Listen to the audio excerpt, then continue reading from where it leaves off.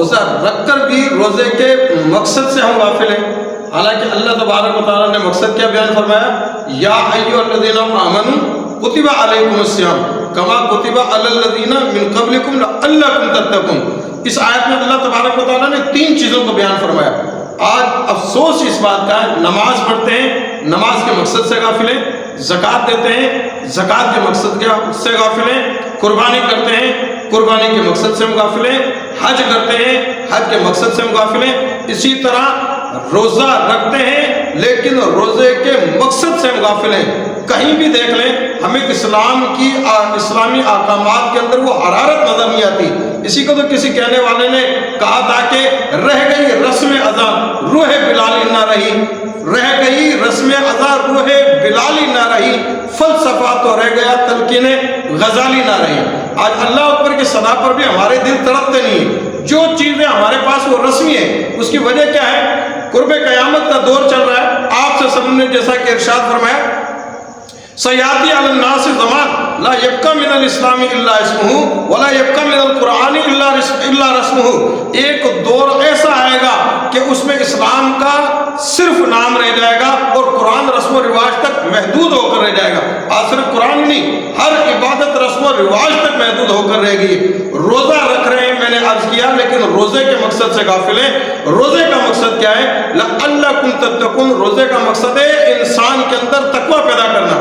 اس آیت مبارک میں اللہ تعالیٰ نے 3 چیزیں بیان فرمائی ہیں۔ یا ایھا الذین آمنوا کتب علیکم الصیام، اے ایمان والو تمہارے اوپر رمضان کے روزے فرض کیے گئے۔ یہاں سے اللہ پاک نے روزے کی فرضیت کو بیان فرمایا، کما کتب علی الذین من قبلکم۔ یہاں سے اللہ تبارک و تعالیٰ نے روزے کی عمومیت اور روزے کی عظمت کو بیان فرمایا، تاکہ بالکل اسی طرح جس طرح کے پہلے لوگوں پر فرض کیے گئے تھے، آگے فرمایا لعلکم تتقون، تاکہ تمہارے دلوں کے اندر تقوی پیدا ہو جائے۔ یہ ہے روزے کا مقصد جو اللہ تبارک و تعالیٰ نے بیان فرمایا قرآن مجید میں۔ مقصد کیا ہے؟ دل کے اندر تقوی پیدا کرنا، دل کے اندر خوف خدا پیدا کرنا۔ اچھا، تقوی کس چیز کا نام ہے؟ ہمارے عموماً ترجمہ کر دیا جاتا ہے جی اللہ سے ڈرو، یہ تقوی ہے۔ تقوی صرف اس چیز کا نام نہیں ہے، تقوی اس چیز کا نام ہے ہر معاملے میں، ہر وقت، ہر لحاظ سے، ہر اعتبار سے خدا کو یاد رکھا جائے، یہ ہے تقوی کے معنی۔ معاملات اگر کر رہے ہیں، ہمیں معاملے کے اندر لین دین میں اللہ کا خوف ہو، یہ ہے تقوی۔ اللہ کو یاد رکھا جائے، یہ ہے تقوی۔ عبادت ہم کر رہے ہیں، اللہ کی ذات کو پیش نظر رکھا جائے، یہ ہے تقوی۔ اگر ہم بول رہے ہیں، بولنے میں سچائی سے کام لیا جائے، اللہ کے خوف کو سامنے رکھا جائے، یہ ہے تقوی۔ یعنی ہر معاملے میں، ہر اعتبار سے، ہر وقت خدا کو یاد رکھنا، اصل چیز یہ ہے تقوی۔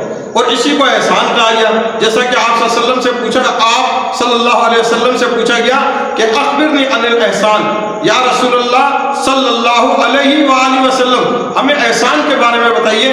تو آپ علیہ الصلوۃ والسلام نے جواب دیا، ان تعمل للہ کأنک تراہ فإن لم تکن تراہ فإنہ یراک۔ یعنی ہر عمل آپ کا ایسا ہونا چاہیے کہ گویا کہ آپ خدا کی نظر کے اندر ہیں، خدا آپ کو دیکھ رہا ہے، یہ ہے تقوی۔ تو اللہ تبارک و تعالیٰ نے بیان فرمایا رمضان کے روزے اس لیے فرض کیے گئے تاکہ تمہارے دلوں کے اندر تقوی پیدا ہو۔ اسی تقوی کا معنی اور مفہوم سمجھانے کے لیے ایک واقعہ پیش کرتا ہوں تاکہ سمجھانے کے اندر آسانی ہو۔ بہلول نامی ایک بزرگ ہے، جا رہے گئے راستے میں دیکھا چند بچے کھیل رہے ہیں اور ایک بچہ کھڑا ہوا ہے، وہ رو رہا ہے۔ بچے سے محبت کرنا سنت رسول ہے، اور بہلول چونکہ اللہ کا ولی ہے، بزرگ ہے، لہذا حضرت بہلول اس بچے کے پاس گئے اور بچے سے جا کر کہا، میرے بچے کیوں روتے ہو؟ کہ یہ تمہیں اپنے ساتھ کھیلنے نہیں دے رہے؟ اگر تم کہو تو میں ان کو سمجھا دیتا ہوں، یہ تمہارے ساتھ کھیلیں گے، تم ان کے ساتھ کھیلو۔ کہتے ہیں بہلول کہتے ہیں اس بچے سے جب میں نے یہ بات کی تو اس نے تعجب سے میری طرف یوں کر کے دیکھا اور کہا، بڑے میاں آپ کی داڑھی سفید ہو گئی ہے لیکن ابھی تک آپ کھیل کود کی باتیں کر رہے ہیں، بیٹا پھر تم کس وجہ سے رو رہے ہو؟ تم نے کھیلنا نہیں ہے؟ فرمایا نہیں، میں تو اس وجہ سے رو رہا ہوں کہ یہ کیوں اپنا وقت کھیل میں ضائع کر رہے ہیں۔ ہمیں اللہ تبارک و تعالیٰ نے کھیل کے لیے تھوڑی بھیجا ہے دنیا میں۔ بہلول نے کہا، جب بچے کی زبان سے میں نے دانشمندانہ باتیں سنی نا، تو ہمارے بڑے ایسے تھے جن کے دل کے اندر تکبر نہیں تھا کہ سمجھانے والا اگر بچہ ہے تو میں اس کی بات کیوں سنوں۔ تو کہنے لگے کہ میرے دل کے اندر اس کی بات اتر گئی. میں نے کہا اچھا اگر اللہ نے کھیل کود کے لیے نہیں بھیجا تو کس لیے بھیجا ہمیں؟ تو کہا اس نے قرآن پاک کی آیت افحسبتم انما خلقناکم عبثا وانکم الینا لا ترجعون. تم نے یہ سوچ رکھا ہے، یہ سمجھ رکھا ہے کہ ہم نے تمہیں یوں ہی بس بیکار پیدا کیا ہے، تمہاری زندگی کا کوئی مقصد نہیں ہے اور تم ہماری طرف واپس آؤ گے نہیں، لوٹائے نہیں جاؤ گے. وما خلقت الجن والانس الا لیعبدون. میں نے انسان کو مقصد دے کر بھیجا ہے. انسان کا مقصد ہے عبادت. جنات کی پیدائش کا مقصد بھی اللہ تبارک و تعالیٰ نے عبادت بیان کیا، انسان کی پیدائش کا مقصد بھی اللہ تبارک و تعالیٰ نے عبادت بیان کیا. تو ہمیں تو اللہ نے عبادت کے لیے بھیجا ہے، کھیل کود کے لیے تھوڑی بھیجا ہے. بہلول کہنے لگے، میں نے اس بچے سے کہا بیٹا تم تو ابھی چھوٹے ہو، تمہاری تو اتنی عمر ہی نہیں ہے، تم پر تو کوئی معاوضہ ہی نہیں ہے، تم پر تو نماز بھی فرض نہیں ہے. کہتے ہیں اس بات کا اس بچے نے ایک عجیب سا جواب دیا. اس بچے نے کہا بابا جی بات یہ ہے کہ میں روزانہ دیکھتا ہوں اپنی ماں کو جب وہ چولہا جلاتی ہے تو چولہے میں بڑی بڑی لکڑیاں جلتی ہیں کھانا بنانے کے لیے، لیکن بڑی لکڑیوں میں سیدھی آگ تو نہیں لگتی نا، پہلے وہ چھوٹی چھوٹے تنکے جو ہے وہ رکھے جاتے ہیں، ان میں آگ سلگائی جاتی ہے، ان کے اوپر جو ہے نا وہ بڑی لکڑیاں رکھی جاتی ہیں. اس بچے نے اس بات کا اثر کیسے لیا دیکھیں. کہا کہ میں دیکھتا ہوں چھوٹی لکڑیوں کی مدد سے بڑی لکڑیوں کو سلگایا جاتا ہے. جب میں یہ منظر دیکھتا ہوں تو میرے دل میں ایسا خوف آتا ہے کہ یوں نہ ہو کہ قیامت کے دن جہنم میں جو بڑے بڑے لوگ جلائے جائیں گے ان کے جلانے کے لیے بچوں کو جلایا جائے. حالانکہ اس بات کی کوئی اصل نہیں ہے، لیکن اس بات کا اثر بچے نے کیسے لیا، اپنے دل میں خوف پیدا کیسے کیا، ورنہ تو بچوں سے معاوضہ ہی نہیں ہے.